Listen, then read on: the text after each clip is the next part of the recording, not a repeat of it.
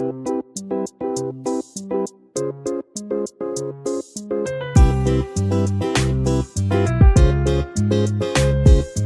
मध्ये नमस्ते. मी बनवते हिरव्या मिरच्या लसणीतल्या. तर इथे आहे ना गॅसवर कढई ठेवलेली आहे, त्याच्यामध्ये 1 चमचा तेल टाकलेला आहे आणि लसूण घेतले भरपूर अशी टेचून घेतलेली आहे.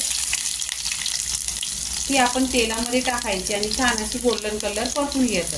कमी साहित्यामध्ये आहे मिरचीची रेसिपी आणि खूप लवकर होते आणि टेस्टी होते.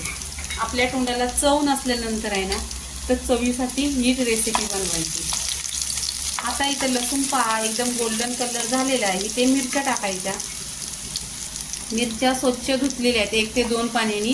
250 ग्राम मिरच्या आहेत. चवीनुसार मीठ टाकायचं आणि तेलावर छान अशा परतून घ्यायच्या.